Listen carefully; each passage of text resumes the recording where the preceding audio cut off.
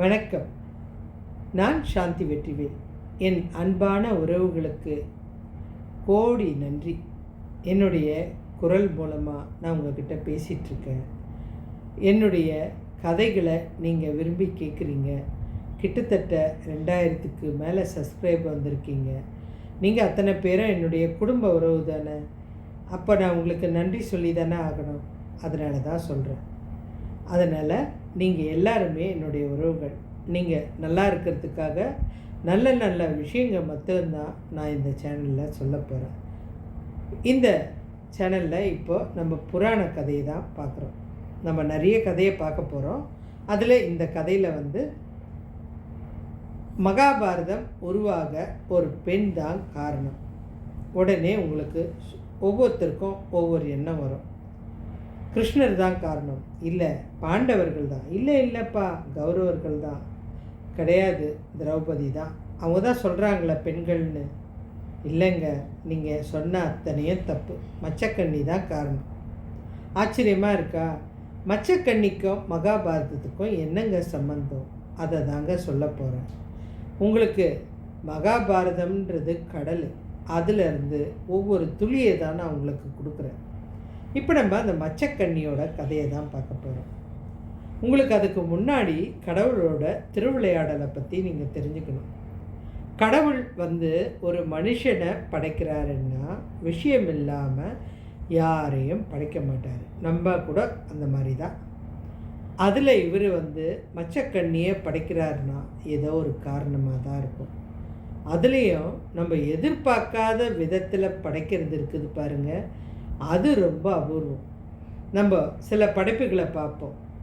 அரக்கர்களை அழிக்கிறதுக்கு ரம்பாவை உருவாக்கி அனுப்புறதா இருக்கட்டும், இல்லை மகாவிஷ்ணு அமிர்த கலசத்தை அரக்கர்கள் கொடுக்கக்கூடாதுன்றதுக்காக மோகினி அவதாரம், மகாவிஷ்ணுவும் ஈசனும் சேர்ந்து நம்ம ஐயப்பனை பெற்றெடுக்கிறதா இருக்கட்டும், இது எல்லாத்துக்குமே காரணம் இருக்குது. ஆனால் இந்த தெய்வீக ரகசியம் அத்தனையுமே சக்தியால் மட்டும்தான் நடக்கக்கூடியது. அவங்களுடைய ஆற்றல், அவங்களுடைய சக்தி அத்தனை மிகப்பெரிய வலிமையான சக்தி. அதனால தான் ஒரு குழந்தையை உருவாக்க முடியும், ஒரு மலையை நகர்த்த முடியும், எதை வேணாலும் செய்ய முடியும். இந்த தெய்வங்களுக்கு அவ்வளோ சக்தி. இப்போ இந்த மச்சக்கண்ணி கதைக்கு போகலாம். இந்த மகாபாரதம் தொடங்க காரணம் இந்த மீனவ பெண். என்னங்க, சாதாரண ஒரு மீனவ பெண் போயிட்டு சாதாரணம் இல்லைங்க, இவ மிகப்பெரிய ஒரு புனிதமானவள், ஆச்சரியமானவள். இவ மீனவ பெண்ணு சாதாரணமாக நினைக்காதீங்க. இவ ஒரு மீனுக்கு பிறந்தா. இப்போ உங்களுக்கு ஆச்சரியமாக இருக்கா? மீன் எப்படி ஒரு பெண்ணை பெற்றெடுக்க முடியும்? ஆனால் இந்த இடத்துல நான் தான் சொல்கிறேனே, தெய்வீக திருவிளையாடல். ஒரு மீன் ஒரு குழந்தைய பெற்றெடுக்குது, பெண் குழந்தைய. அந்த குழந்தைக்கு தான் மீன் பெற்றெடுத்த குழந்தை அப்படின்றதுனால தான் மச்சக்கண்ணி.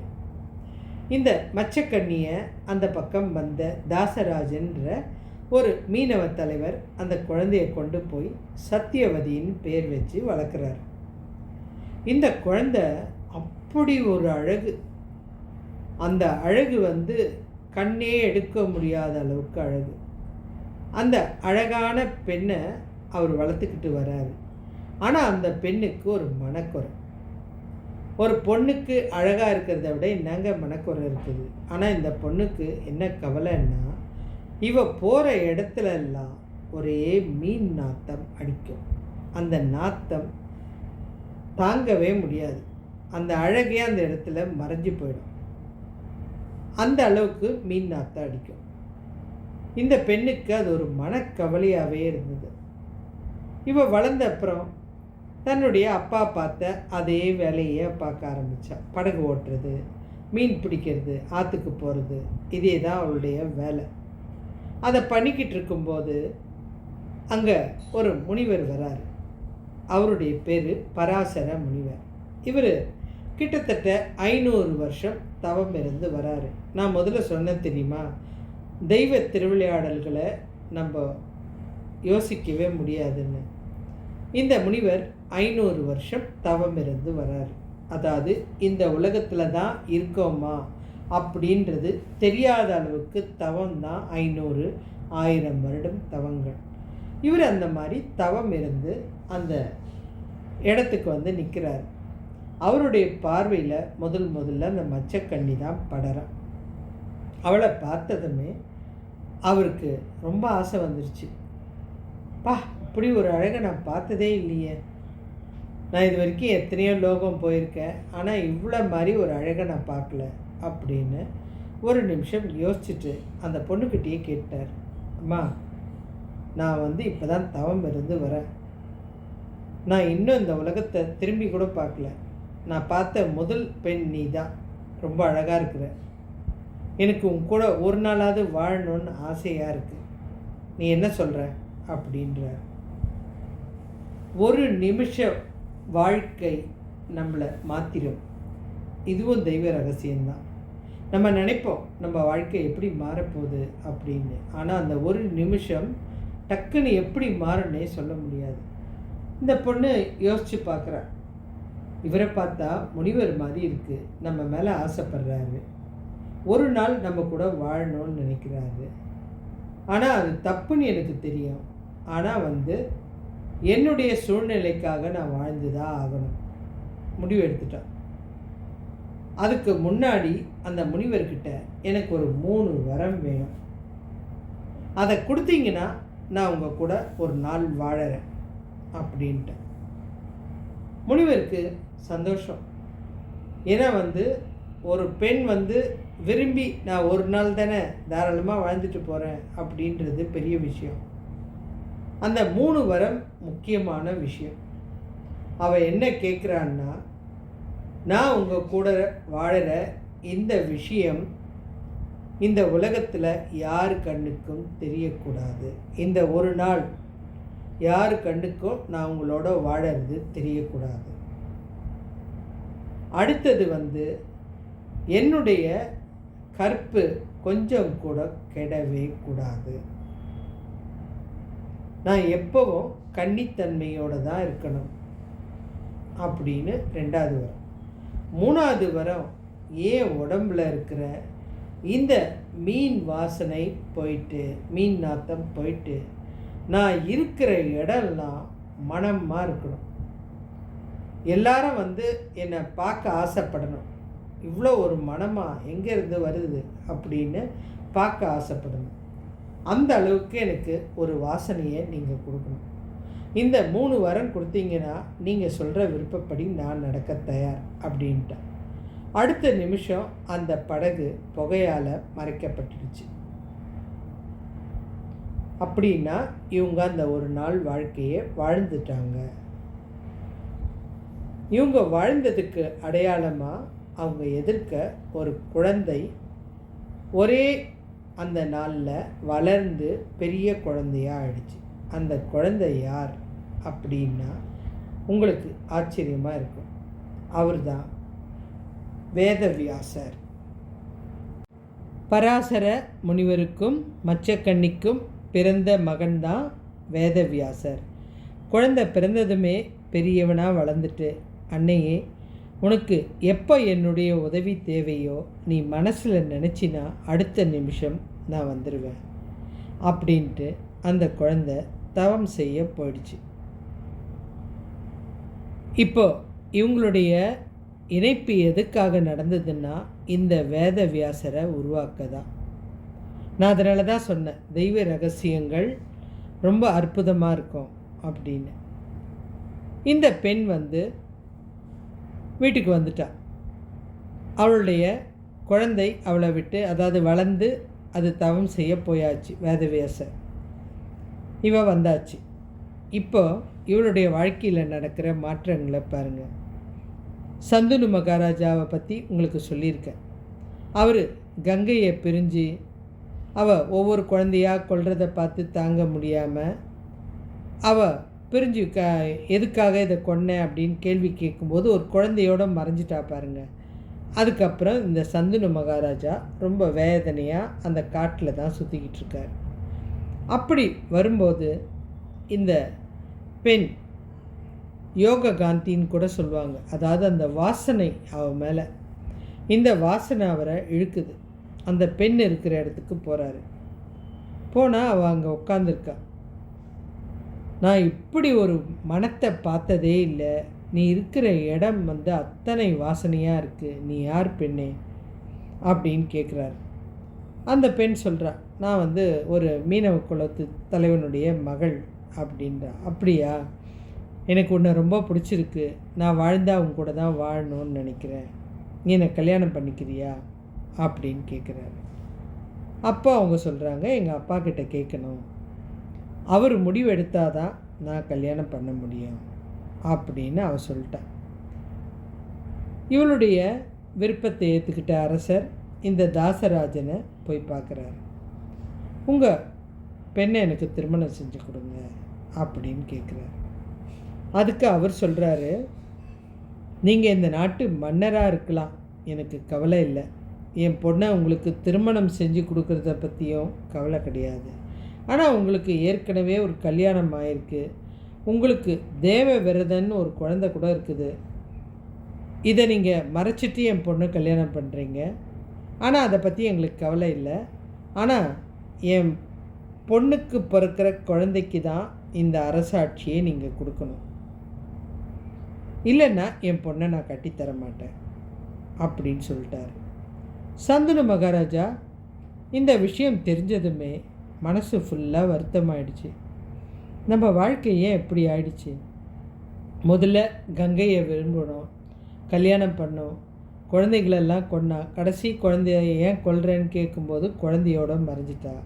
இவளை கல்யாணம் பண்ணால் முதல்ல இருக்கிற அந்த குழந்தைக்கு பதவியை கொடுக்கக்கூடாது, எனக்கு பிறக்கிற குழந்தைக்கு தான் கொடுக்கணும் அப்படின்னு கேட்குறாங்க. நமக்கு அந்த பெண் வேணும்.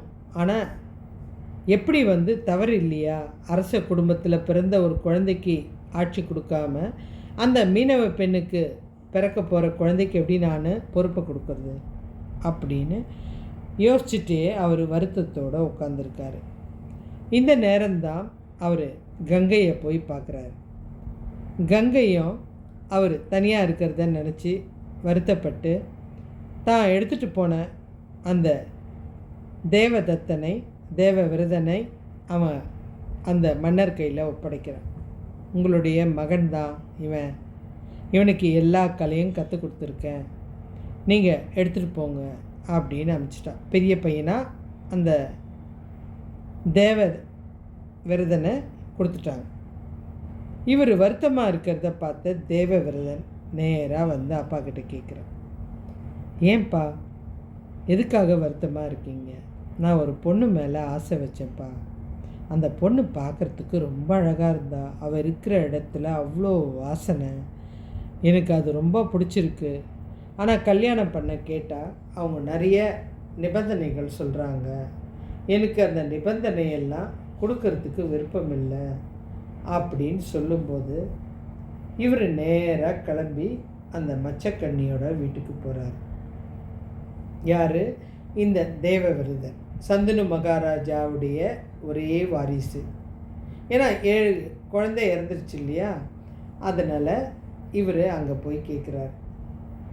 இப்போ அந்த தேவ விரதன் தாசராஜனை பார்த்து கேள்வி கேட்குறார், எதுக்காக எங்கள் அப்பாவுக்கு கல்யாணம் பண்ணி கொடுக்கல அப்படின்னும்போது அவர் சொல்கிறாரு, இல்லைப்பா, நாங்கள் மீனவ குடும்பத்தை சேர்ந்தவங்க, எங்களுக்கும் சில ஆசைகள் இருக்காதா? அதனால் எனக்கு என் பொண்ணுக்கு பிறக்கிற குழந்தைக்கு தான் அந்த அரசாட்சி வேணும். ஏன்னா நாங்கள் ஒரு நாட்டை ஆட்சி பண்ணுறதுன்றது நடக்காத விஷயம். அதனால் நீங்கள் கொடுக்கணும். ஆனால் உங்கள் அப்பா அதுக்கு ஒத்துக்க மாட்டேன்றாரு. நான் உங்களுக்கு வாக்கு கொடுத்தா என்னுடைய அப்பாவுக்கு உங்கள் மகளை கொடுப்பீங்களா அப்படின்னு கேட்குறாரு இந்த தேவ விரதன். இந்த தாசராஜன் தாராளமாக நீ தான் முக்கியமாக வாக்குறுதியே கொடுக்கணும், கொடு அப்படின்னோடனே அவர் சொல்கிறார், நான் எங்கள் அப்பாவே கொடுத்தா கூட அரசு உரிமையை ஏற்றுக்கொள்ள மாட்டேன். நிச்சயமாக இந்த நாட்டு உரிமையை நான் ஏற்றுக்கவே மாட்டேன். அஸ்தினாபுரத்தை ஆட்சி செய்யவே மாட்டேன். உங்களுக்கு பிறக்கிற குழந்தைங்களே அந்த ஆட்சி பொறுப்பை ஏற்றுக்கிட்டோம் அப்படின்னு சொன்ன அவர் சத்தியம் பண்ணுறார். ஆனால் அப்போவும் அவர் ஏற்றுக்கல. இல்லைப்பா, உனக்கு ஒரு கல்யாணம் ஆகி உனக்கு பிறக்கிற குழந்தைங்க நாளைக்கு எங்களுடைய பேர பிள்ளைங்க கிட்ட சண்டை போட்டால் அப்போ என்ன பண்ணுவேன்? ஏங்க இதுக்கு கவலைப்படுறீங்க? ரெண்டாவது விஷயம் சொல்கிறார். அது தேவர்களே வேந்து போயிட்டாங்க. நாங்கள் கண்டிப்பாக உங்களுடைய பெண்ணோட வம்சத்துக்காக மாத்திரம் நான் அரசாட்சி ஏற்றுக்க மாட்டேன்னு சொல்ல, இனி கல்யாணமும் பண்ணிக்க மாட்டேன். கல்யாணம் பண்ணால் தானே எனக்குன்னு ஒரு குழந்தை வரும். அப்போ தானே பேரன் பேத்திங்க கிட்ட போய் சண்டை போடணும்னு சொல்கிறீங்க. எனக்கு அதெல்லாம் வேணாம். முதல்ல அரசாட்சி வேணாம், ரெண்டாவது கல்யாணம் வேணாம்.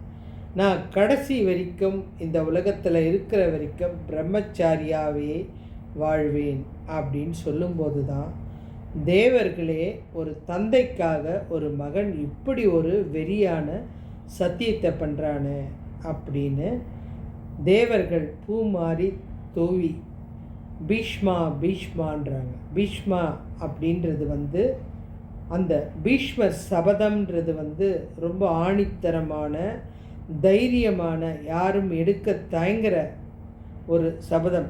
ஏன்னா 500 வருஷம் தவம் பண்ண முனிவரே ஒரு பெண்ணை பார்த்ததுமே ஆசை வந்தது. ஆனால் இவர் இன்னும் ஒரு வயசு கூட ஆகலை, சின்ன பையன்தான். ஆனால் தைரியத்தோட ஆட்சி வேணாம், எனக்கு கல்யாணம் வேணாம் அப்படின்னு முடிவெடுக்கிறாரு. இந்த தியாகத்தை பற்றி உண்மையிலேயே அத்தனை தேவர்களும் மெய்மறந்து போயிட்டாங்க. அடுத்தது, இந்த உடம்புல உயிர் இருக்கிற வரைக்கும் உங்களுடைய குழந்தைகள் ஆட்சி பண்ணுறதுக்கு தான் நான் ஒத்துழைப்பேனே தவிர கண்டிப்பாக இதில் எந்த பதவியிலேயும் நான் இருக்கவே மாட்டேன். இதெல்லாம் ஒரு சாதாரண மனுஷன் சொல்கிறது கிடையாது. இந்த பீஷ்மர் இந்த வாக்குறுதியை, பயங்கரமான வாக்குறுதியை கொடுத்துட்டாரு. இந்த தியாகத்தை பற்றி தெரிஞ்சிட்ட சந்தனு மகாராஜா பயங்கரமாக கலங்கி போயிட்டார். இந்த பொண்ணு கல்யாணத்துக்கு சம்மதிச்சிட்டா. ஆனால் இந்த சந்தனு மகாராஜா கலங்கி போயிட்டு தன்னுடைய மகனுக்கு, ஏன்னா தந்தையாக விருப்பப்பட்டு கொடுக்கறது ஒரு வரம், அது நிறைய மகன்களுக்கு கிடைக்காது. இந்த மகனுக்கு அவர் ஒரு வரத்தை கொடுக்குறாரு. நீ எப்போ இறக்க போறியோ, உனக்கு இறக்க போகிறோன்ற விஷயம் தெரியுதோ, அந்த மரணம் கூட உன்னுடைய அனுமதியை கேட்டு தான் உங்ககிட்ட வரணும். அந்த காலன் கூட உன்னை கிட்ட நெருங்க முடியாது. நீ சரின்னு சொன்னாதான் உன்னுடைய உயிரை எடுத்துகிட்டு போகணும் அப்படின்னு அவர் ஒரு வரத்தை தன்னுடைய பிள்ளைக்கு கொடுத்துட்டார். இந்த பீஷ்மர் சத்தியவதி குடும்பத்துக்கு அந்த செஞ்சு கொடுத்த சத்தியத்துக்காக செஞ்சது தான் இந்த மிகப்பெரிய தியாகம். சந்தனு மகாராஜாவுக்கும் இந்த சத்தியவதிக்கும் கல்யாணமாகி 2 குழந்தைங்க பிறந்தாங்க. ஒன்று சித்திராங்கன், இன்னொன்று விசித்திர வீரியன். 2 குழந்தைகள் பிறந்தாங்க. இந்த 2 குழந்தைங்களுமே போரில் அடுத்து இறந்து போயிட்டாங்க. 2 பேருக்கும் கல்யாணம் ஆகியிருந்தது. இந்த 2 பேருக்கும் ஆட்சியில் இருக்க முடியல. அடுத்து ஏதோ ஒரு குறையினாலேயோ இல்லை சரியாக போர் புரிய தெரியாதனாலேயோ இறந்து போயிட்டாங்க. இத்தனைக்கும் இவங்களுக்கு அட்வைஸ் பண்ணுறது, நல்ல முறையில் சொல்கிறது எல்லாமே பீஷ்மர் தான். இந்த குரு வம்சமே அழிய போகுது. ஏன்னா 2 பேருமே இறந்துட்டாங்க. அவங்க மனைவிங்க மாத்திரம்தான் இருக்காங்க, வாரிசே கிடையாது. இப்போ முடிவெடுக்க போகிறது யாருன்னா இந்த சத்தியவதி தான். இப்போ அவங்க என்ன சொல்கிறாங்க பீஷ்மர்கிட்ட, நீ திருமணம் செஞ்சுக்கிட்டு தாராளமாக வாரிசை உருவாக்கு. ஏன்னா குடும்பத்துக்கு இப்போ வாரிசு இல்லைன்னு ஆயிடுச்சு, எனக்கு குழந்தைங்களும் கிடையாது. நீயே கல்யாணம் பண்ணிக்கிட்டு வாரிசை உருவாக்கு. நான் தான் நாடு வேணாம் வாரிசு வேணான்னு சொல்லி சத்தியம் பண்ணிட்டேனே, அந்த சபதத்தை மீற மாட்டேன். இந்த உலகத்தில் இருக்கிற வரைக்கும் நான் செய்யவே மாட்டேன். அப்படின்னும்போது அவங்களுக்கு இன்னும் அவர் மேலே மரியாதையும் ஆச்சரியமும் தான் அதிகமாக ஆச்சு. இந்த சூரியன் தன்னுடைய ஒளியை விட்டாலும், சந்திரன் தன்னுடைய குளிர்ச்சியை விட்டாலும், நான் என்னுடைய சாபத்தை விடமாட்டேன் அப்படின்னு பீஷ்மர் உறுதியாக சொல்லிட்டார். சத்தியவதி ஒரு தாயாக இருந்து கெஞ்சி கேட்கும் போதும் தன்னுடைய கொள்கையிலேருந்து மாறவே மாட்டேன்னு சொல்லிட்டார். அந்த அம்மா அதுக்கப்புறம் பீஷ்மர்கிட்ட தான் ஆலோசனை கேட்குறாங்க. என்னுடைய 2 மகன்களும் இறந்துட்டாங்க, நீயாவது கல்யாணம் பண்ணினாலும் கேட்க மாட்டேன்ற. இப்போ என்னுடைய மருமகளுக்கு ஏதாவது ஒரு குழந்தை இருந்துச்சுன்னா கண்டிப்பாக அதனால் ஒரு வம்ச விருத்தியாவது இருக்கும். இந்த நாட்டை ஆள்றதுக்கு யாருமே கிடையாது. அதனால் எனக்கு அனுமதி கொடுத்தீங்கன்னா நான் எனக்கு தெரிஞ்ச ஒருத்தரை வர வைப்பேன். அவர் மூலிமா என்னுடைய மருமகளுக்கு குழந்தை கிடைக்கும் அப்படின்ற. நீங்கள் என்ன வேணாலும் பண்ணிக்கங்க, இது உங்கள் நாடு அப்படின்ட்டார். அப்போ தான் தன்னுடைய குழந்தையான வேதவியாசரை மனசில் நினைக்கிறாங்க சத்தியவதி. இவங்க நினைக்கும்போது அவர் காட்டில் எங்கேயோ தவத்தில் இருந்தவர் நீண்ட ஜடாமுடி தாடியோட அகோரமான உருவத்தோடு வராரு. இந்த மருமகள்கள் யாருன்னா அம்பிகா, அம்பாலிகா 2 பேர் தான். இந்த வியாசர் வந்ததுமே உன்னுடைய சக்தியால், ஏன்னா தவம் பண்ணுற முனிவர்கள் இல்லையா, என்னுடைய மருமகளுக்கு குழந்தைகள் பிறக்கணும் அப்படின்னோடனே அவர் மெதுவாக தன்னுடைய கண்ணால் அம்பிகாவை பார்க்குறாரு. அந்த அம்பிகா அவருடைய தவ வலிமையை பார்க்க முடியாமல் கண்ணை டக்குன்னு மூடிட்டாங்க. அவங்க அப்படி கண்ணை மூடினதுனால தான் அவங்களுக்கு பிறந்தது தான் திருதராஷ்டிரன். பார்வையற்றவனாக பிறந்துட்டார். அடுத்தது அம்பாலிகாவை பார்க்குறாரு. இவர் அகோர தோற்றத்தில் இருக்கிறதுனால அவங்க பயந்து போய் பார்க்கறதுனால அவங்களுக்கு பிறந்த பாண்டு வெளுத்து போய் நல்ல வெள்ளை வெள்ளையேன்னு பிறந்துட்டார், வெளிச்சமாக பிறந்துட்டார். இதில் அவங்க அந்த பயத்தினால இருந்ததுனால அவர் கடைசி வரைக்கும் உடல் நலம் சரியில்லாதவராகவே இருந்தார். இந்த பாண்டு திருதராஷ்டருக்கு கண்ணு கிடையாது. பாண்டுக்கு ஒரு பய உணர்வோடு பிறந்ததுனால அவருக்கு உடல் நலம் சரியில்லாமல் இருந்தது. இந்த 2 விஷயம் நடந்தது. இதை 2 பேரையும் பார்த்து முடிச்சுட்டு இப்படி திரும்பும்போது அந்த பக்கம் ஒரு வேலை செய்கிற பணிப்பெண் தவறி போய் இந்த முனிவரை பார்த்தாச்சு. அவருடைய பார்வை அந்த பெண் யாருன்னு பார்க்க போய் அவனுடைய வயிற்றிலேயும் கரு உருவாச்சு. அதுதான் விதுரர். இந்த 3 குழந்தைகள் தான் இந்த சத்தியவதி உருவாக்குனது. தவத்தோட சக்தியால் தன்னுடைய மகனை வர வச்சு திருதராஷ்டர், பாண்டு, அப்புறம் விதுரர் 3 பேரை பிறக்க வச்சாங்க. இந்த திருதராஷ்டர் ஆட்சி பண்ணார். ஆனால் அந்த குடும்பத்தில் கிட்டத்தட்ட 100 குழந்தைகள் இருந்தது. ஆனால் யாராலேயும் சரியாக வளர்க்க முடியல, ஆட்சி பண்ணவும் முடியல. அடுத்தது நம்ம 2வது அம்பாலிகா. அவள் அந்த வெளிச்சத்தை பார்த்து பயந்ததுனால இந்த பாண்டுக்கு உடல் நலம் சரியில்லாதனால எந்த குழந்தையும் பெற்றுக்கொள்ள முடியல. இது அத்தனையும் குந்தி தேவி வாங்கின வரத்தினால கல் கிடச்சது இல்லையா, அதை வச்சுக்கிட்டு தான் அவங்க ஒவ்வொரு குழந்தையும் ஒவ்வொரு பகவானை நினச்சி பெற்றெடுத்தாங்க, உருவாக்குனாங்க. பெற்றெடுக்கல, உருவாக்குனாங்க. இதுதான் தெய்வ ரகசியம் அப்படின்றது. இந்த குழந்தைகள் உருவான அப்புறம் இந்த சத்தியவதிக்கு மனசு பயங்கர கஷ்டமாக இருந்தது.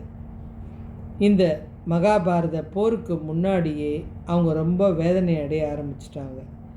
திருதராஷ்டருடைய நிலைமையை பார்த்து கஷ்டப்பட்டாங்க. பாண்டுவோட ஒரு ஒரு செயலையும் பார்த்து ஐயோ இவனால் ஒரு வாழ்க்கையை நல்லபடி கூட வாழ முடியலையே, உடல்நலம் இல்லாமலே இருக்கானே அப்படின்னு வேதனை. இது எல்லாமே அவங்க மனசை ஒரு மாதிரி கவலையாக இருந்துச்சு.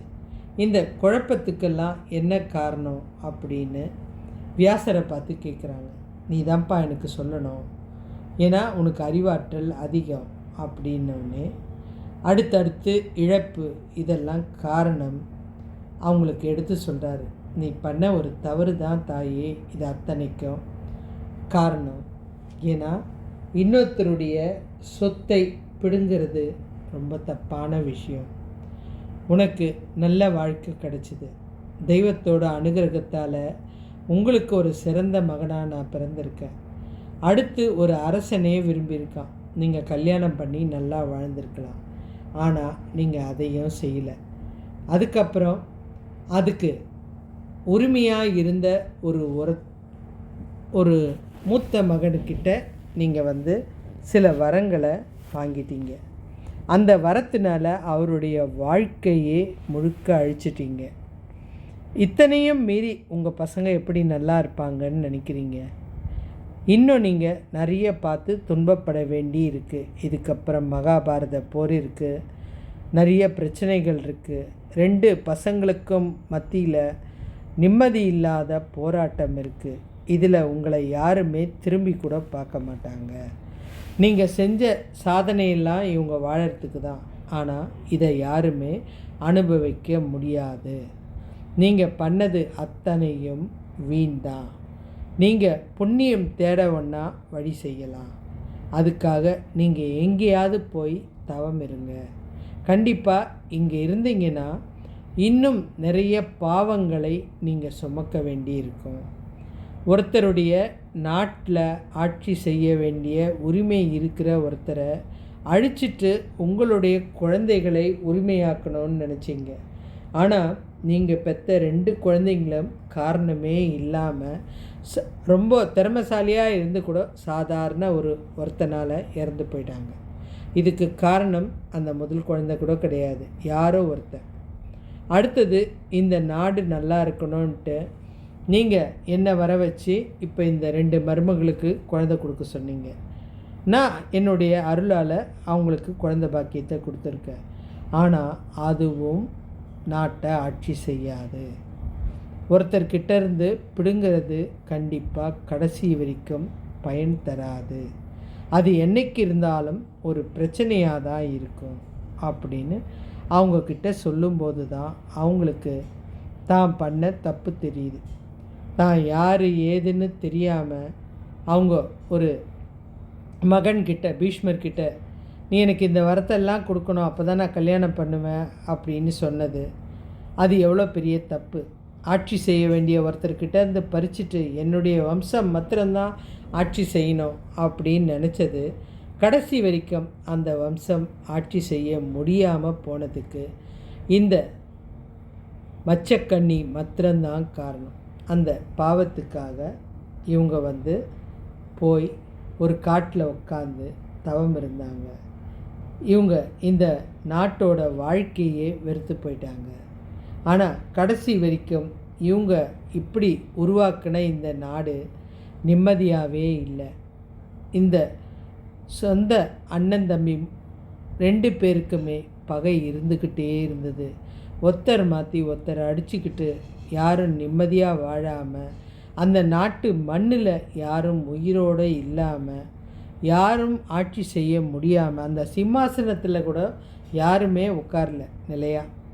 எல்லாரும் உட்கார்றவங்க அத்தனை பேரும் நிம்மதி இல்லாமல் தான் இருக்காங்க. இது அத்தனையும் இந்த ஒரே ஒரு பெண்ணால் தான் நடந்தது. இந்த பெண் அதுக்கப்புறம் தவம் இருந்து தன்னுடைய தவ வலிமையால் தன்னுடைய உயிரை அவங்களே அழிச்சிக்கிட்டாங்க. இந்த மச்சக்கண்ணியுடைய வரலாறு உங்களுக்கு பிடிச்சிருந்ததா? இதிலிருந்து உங்களுக்கு தெரியறது என்ன? இன்னொருத்தருடைய சொத்து சாதாரண விஷயம்னு நினைக்கிறோம், யாருக்கும் தெரியாது இவ கேட்ட வரம். ஆனால் அது எவ்வளோ பெரிய ஒரு ஆபத்தை கொடுத்துருக்கு. அவள் தான் புள்ள அரசாளணும்னு நினைக்கும்போது சம்பந்தமே இல்லாமல் யாரோ ஒருத்தன் அந்த 2 பசங்களை சண்டை போட்டு கொண்டுட்டு போகிறது. அடுத்த வம்சமாவது ஆட்சி செய்யணும் அப்படின்னு நினச்சா அந்த பாண்டவர்களும் கௌரவர்களும் கடைசி வரைக்கும் நிம்மதி இல்லாமல் யாருக்கு எப்போ அழிக்கிறது, யாரை எப்போ துரத்துறது, யார் சிம்மாசனத்தில் உட்காருது, இதுதான் கடைசி வரைக்கும் அந்த நாட்டில் நடந்துக்கிட்டே இருந்தது. ஒருத்தர் கூட நிம்மதியாகவே வாழல. இன்னொருத்தர் சொத்தை அபகரிக்க நினச்சா இதுதான் நடக்கும். மகாபாரத்தில் இது வரைக்கும் நீங்கள் இந்த கதையை கேட்டிருக்க மாட்டீங்க. உங்களுக்கு பிடிச்சா லைக் பண்ணுங்கள், ஷேர் பண்ணுங்கள், கமெண்ட் பண்ணுங்கள். அடுத்த கதையில் உங்களை பார்க்குறேன். நன்றிங்க.